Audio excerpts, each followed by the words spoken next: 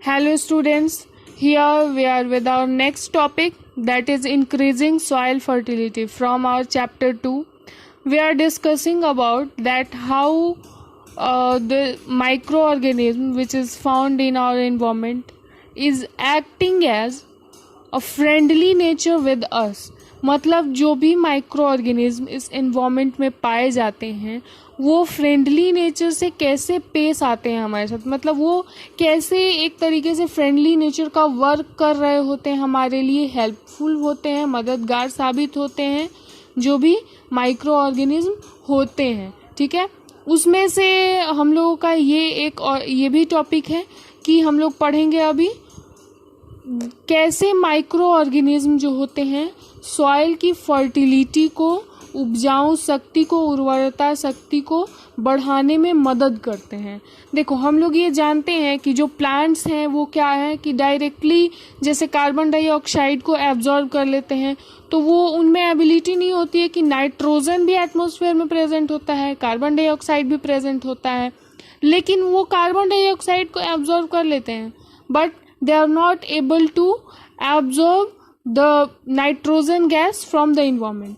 So here मतलब वो क्या करते हैं कि नाइट्रोजन को एब्जॉर्ब करने के लिए वो माइक्रो ऑर्गेनिजम्स का हेल्प लेते हैं। ठीक है, क्या होता है कि जो माइक्रो ऑर्गेनिज्म होते हैं वो एटमॉस्फेयर से नाइट्रोजन को एब्जॉर्ब करके फिर सॉइल में रिलीज कर देते हैं। देखो क्या दिया है, some bacteria are able to fix nitrogen from the atmosphere to enrich soil with nitrogen and increase its fertility. क्या करते हैं कि कुछ बैक्टीरिया जो होते हैं उनमें ये एबिलिटी होती है कि वो एटमॉस्फेयर से नाइट्रोजन को एब्जॉर्ब करके फिर वो क्या करते हैं कि सॉइल में उस नाइट्रोजन को रिलीज कर देते हैं। ठीक है, और वो नाइट्रोजन क्या होता है कि जब सॉइल में मिक्स हो जाता है तो पानी के साथ रूट्स के थ्रू एब्जॉर्ब कर लिया जाता है प्लांट के पास।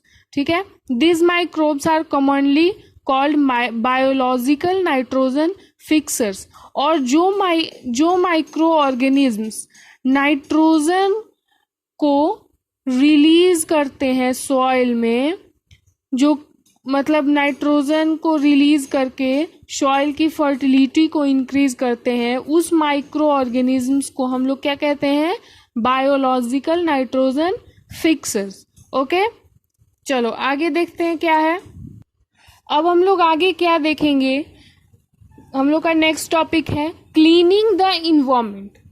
मतलब कि अब हम लोग पढ़ेंगे कि माइक्रो ऑर्गेनिजम्स जो होते हैं वो इन्वायरमेंट को क्लीन करने में कैसे हेल्प करते हैं। ठीक है, देखो क्या है हम लोग के इस टॉपिक में, Boojho and Paheli had observed the school gardener making manure. मतलब भोजो और पहेली दो लड़के लड़कियां हैं, वो उन्होंने क्या नोटिस किया कि उनके स्कूल के गार्डन में जो माली थे, गार्डनर जो थे, वो मैन्यूर बना रहे थे। ठीक है, हम लोग ये पढ़ चुके हैं कि what is manure and fertilizers from in our chapter 1, हम लोग इसके बारे में डिस्कस कर चुके हैं। तो उन्होंने क्या नोटिस किया कि जो गार्डनर हैं वो मैन्यूर को मैन्युफैक्चर कर रहे हैं, मतलब बना रहे हैं। along with their friends they collected waste of plants, vegetables and fruits from nearby houses and gardens। उन्होंने मतलब जो गार्डनर जैसे मैन्यूर को बना रहे थे, उन्होंने उस चीज़ को देखा, नोटिस किया, और फिर वो लोग अपने फ्रेंड के साथ क्या किए कि आसपास के घरों के पास जाकर के, बागीचे से जाकर के उन्होंने प्लांट के वेस्ट को, वेजिटेबल के वेस्ट को और फ्रूट्स के वेस्ट को क्या किया, कलेक्ट किया। ठीक है, they put them in a pit meant for waste disposal. फिर उन्होंने क्या किया कि जितने वेस्ट मटेरियल उन्होंने लिया था प्लांट का, फिर जो भी क्या है वेजिटेबल का, फ्रूट्स का, उन्होंने उन सारे वेस्ट्स को क्या किया, एक गड्ढे में डाल दिया, पिट में डाल दिया, ताकि वो जितने वेस्ट्स हैं वो डिस्पोज हो जाए। After some time it decomposed and got converted to manure. फिर उन्होंने कुछ समय बाद क्या नोटिस किया कि जितने भी वेस्ट मटेरियल है वो क्या हुए, डिकम्पोज होकर के मैन्यूर में कन्वर्ट हो गए। तो वो जो भोजो और पहेली है वो क्या चाहते हैं, wanted to know how this had happened.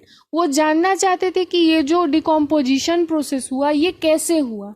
ठीक है, इसके लिए हम लोग एक देखो एक्टिविटी दिया हुआ है बुक में, उसको पहले देख लेते हैं। क्या दिया है, take 2 pots and fill each pot half with soil. मतलब 2 पॉट को लेना है और दोनों पॉट में आधा आधा हिस्सा जो है मिट्टी से भर देना है। ठीक है, and mark them A and B. उसके बाद दोनों पॉट में एक के ऊपर मार्क ए करना है, दूसरे पॉट के ऊपर मार्क बी कर देना है। ठीक है, put plant waste in pot A and things like polythene bags.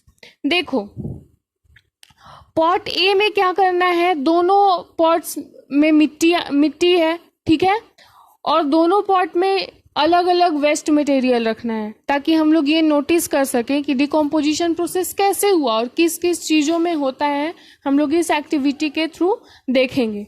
क्या दिया है कि पॉट ए में प्लांट वेस्ट को डाला है and things like polythene bags, empty glass bottles and broken plastic toys in pot B. Pot B में क्या करना है कि जैसे पॉलीथीन का प्लास्टिक हो गया या फिर कोई ऐसे ही टूटा फूटा कांच का ग्लास या फिर ऐसे कोई कचड़ा जो होता है, ग्लासेस बॉटल्स हो गए, ये सब जो भी प्लास्टिक के टॉयज आते हैं वो सब क्या करना है, पॉट बी में डाल देना है। ठीक है, पुट द पॉट असाइड। फिर क्या करो कि कुछ दिनों के लिए पॉट को कहीं दूसरे जगह पे रख दो स्थिर। Observe them after 3-4 weeks. फिर उसके बाद 3-4 सप्ताह वैसे ही एक जगह रखने के बाद, जब 3-4 सप्ताह के बाद ऑब्जर्व करोगे, do you find any difference in the contents of the 2 pots. क्या दिया है कि क्या कोई डिफरेंस दिखेगा वो दोनों पॉट में। If so what is the difference. अगर डिफरेंस महसूस होता है कि दोनों में कुछ डिफरेंस है तो वो क्या है। You will find that plant waste in pot A has been decomposed। जब हम लोग ये देखेंगे, उसको ऑब्जर्व करेंगे दोनों पॉट्स को, तो ये देखेंगे, ये पाएंगे कि जो पॉट ए में जो भी प्लांट वेस्ट था वो क्या हुआ, वो डिकम्पोज हो गया। लेकिन कैसे, हम लोग इसके लिए आगे देखते हैं। क्या दिया है, the plant waste has been converted into manure by action of microbes. मतलब जो हम लोग जानना चाह रहे थे कि डिकम्पोजिशन प्रोसेस कैसे हुआ, किस वजह से हुआ, और हम लोगों ने इस एक्टिविटी के थ्रू ये ऑब्जर्व किया कि किन किन चीज़ों को यूज़ करने से हम मैन्यूर को बना सकते हैं। मतलब वैसे चीज़ मैन्यूर को बनाने के लिए यूज़ किए जाते हैं जो कि डिकम्पोज हो जाए नेचुरली। ठीक है, और सॉइल में इजीली मिक्स हो जाए। एंड अब हम लोगों के पास दूसरा क्वेश्चन ये आया कि ये डिकम्पोजिशन प्रोसेस कैसे हुआ। अगर जो भी वेस्ट मटेरियल है अगर सॉइल के साथ मिक्स हो जाता है, डिकम्पोज हो जाता है, मैन्यूर बनाता है, तो आखिर कैसे। तो दिया है, देखो क्या है, plant waste has been converted into manure by the action of microbes. मतलब जो प्लांट का जो वेस्ट मटेरियल है वो डिकम्पोज कैसे हुआ, माइक्रोब्स के द्वारा। ठीक है, क्या है आगे, the nutrients released in the process can be used by the plants again. इसमें क्या होता है कि जब डिकम्पोजिशन प्रोसेस होता है और जब प्लांट वेस्ट को हम लोग सॉइल में डालते हैं या फिर गड्ढे में डालते हैं, तो गड्ढा भी तो मिट्टी का ही, मतलब ऐसा नहीं है कि उसको प्लास्टर वगैरह करके वहाँ पे, तो क्या होगा कि जब मिट्टी में हम लोग डाले हैं, ठीक है, क्या है, the nutrients released in the process can be used by the plants again. मतलब डिकम्पोजिशन प्रोसेस के दौरान जो प्लांट वेस्ट से जो न्यूट्रिएंट रिलीज होता है, वो सॉइल में जो न्यूट्रिएंट रिलीज होता है वो क्या होता है कि अगर फिर उस मिट्टी में नया पौधा डाला जाए तो फिर से वो न्यूट्रिएंट्स को क्या किया जा सकता है, दूसरे प्लांट के द्वारा यूज किया जा सकता है। तो हम लोग ये समझ गए इस एक्टिविटी, इस पैराग्राफ के थ्रू कि हाँ, जो भी मतलब अगर हम लोग मैन्यूर को बना रहे हैं, we are going to manufacture the manure, it is going to be used by the other plant, and also with the help of microorganism the decomposition process is going on। तो हम लोग यहाँ पर conclusion निकाल सकते हैं कि जो है एक तरीके से जो माइक्रो ऑर्गेनिज्म है वो friendly, as a friendly nature act करता है। देखो क्या दिया है आगे, Did you notice that in pot B, the polythene bags, empty glasses, bottles and broken toys did not undergo any such change? हम लोगों ने ये क्या नोटिस किया, एक चीज और, कि जो पॉलीथीन बैग, जो पॉट बी था, उसमें कोई चेंज नहीं हुआ। The microbes could not act on them and convert them into manure।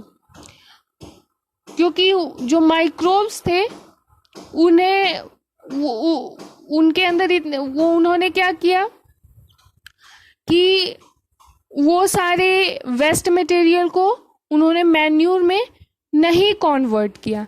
ठीक है, हम लोग एक और एग्जांपल के थ्रू समझ सकते हैं कि जो माइक्रो ऑर्गेनिज्म होते हैं वो इन्वायरमेंट को क्लीन करने में कैसे हेल्प करते हैं।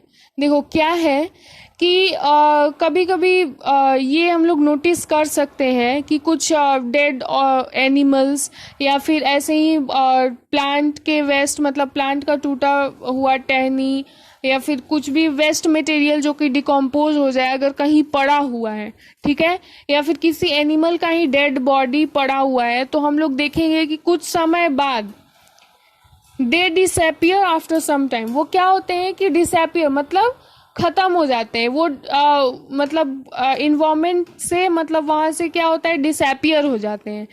This is because the microorganism decompose dead organic waste of plant and animals. ये इसलिए होता है क्योंकि जो माइक्रो ऑर्गेनिज्म होते हैं, हम लोग ये जानते हैं कि जो माइक्रो ऑर्गेनिज्म होते हैं वो इन्वायरमेंट में हर जगह पाए जाते हैं। तो क्या होता है कि मान लो कोई भी डेड एनिमल का बॉडी पड़ा हुआ है, तो क्या करते हैं माइक्रो ऑर्गेनिज्म उस डेड बॉडी पे जाकर के वहां पर खुद को रेप्लिकेट करते हैं, खुद के नंबर्स बढ़ाते हैं, और फिर वो क्या करते हैं कि एज अ डिकम्पोजिशन प्रोसेस वो वर्क कर रहे होते हैं, मतलब डिकम्पोजिशन प्रोसेस के लिए वहां पर वर्क कर रहे होते हैं।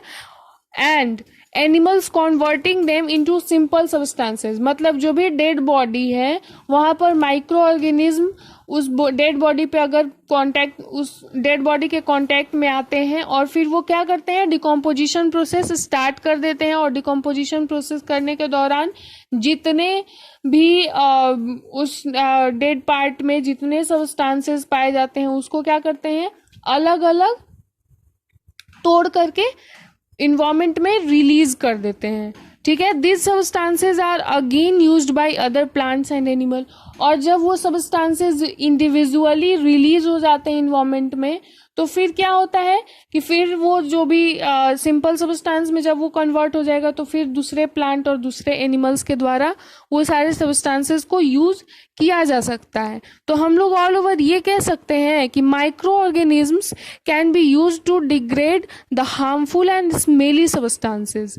मतलब कि हम लोग ये कह सकते हैं कि जो भी माइक्रो ऑर्गेनिज्म जो होते हैं, मान लो कहीं खुले में भी बहुत जगह ये नोटिस किया जाता है कि बहुत सारे स्मेल आ रहे हैं, गंदी बदबू आ रही है, तो फिर और कुछ समय बाद, कुछ दिनों बाद अगर हम वहां जाते हैं तो फिर क्या होता है, धीरे धीरे वो स्मेल कम हो जाती है, क्योंकि वहां पर बहुत वो स्मेल हो जाता है, क्योंकि लाइक वो बॉडी डेड बॉडी होती है। फिर कुछ समय बाद मतलब वहाँ पे माइक्रो ऑर्गेनिज्म अपना डिकम्पोजिशन प्रोसेस स्टार्ट करते हैं, तो फिर वो धीरे धीरे उसकी मतलब वो जो भी बॉडी होती है वो डिसअपियर होना स्टार्ट हो जाती है, वो टोटली डिसअपियर हो जाता है। तो ये सब किस वजह से होता है, by the act of microorganism. So हम लोग कंक्लूजन वे में ये कह सकते हैं कि जो माइक्रो ऑर्गेनिज्म होता है वो एक तरीके से इन्वायरमेंट क्लीनर का वर्क कर रहा होता है, और कोई भी बहुत स्मेली सब्सटेंस है उसको भी डिकम्पोज कर देता है और सिंपल सब्सटेंस में कन्वर्ट कर देता है। ठीक है, अब हम लोग अपना नेक्स्ट जो टॉपिक है, हम लोग अपने नेक्स्ट टॉपिक में पढ़ेंगे कि हार्मफुल माइक्रो ऑर्गेनिज्म क्या होते हैं, और वो कैसे हमारे लिए हार्मफुल होते हैं, हमारे लिए कैसे डिजास्टरस भी हो सकते हैं, डेथ कॉजिंग भी हो सकते हैं। ये सारी चीज़ें हम लोग अपने नेक्स्ट वीडियो में पढ़ेंगे। That's all, thank you for today, and for more videos and updates please like and subscribe my channel. Thank you.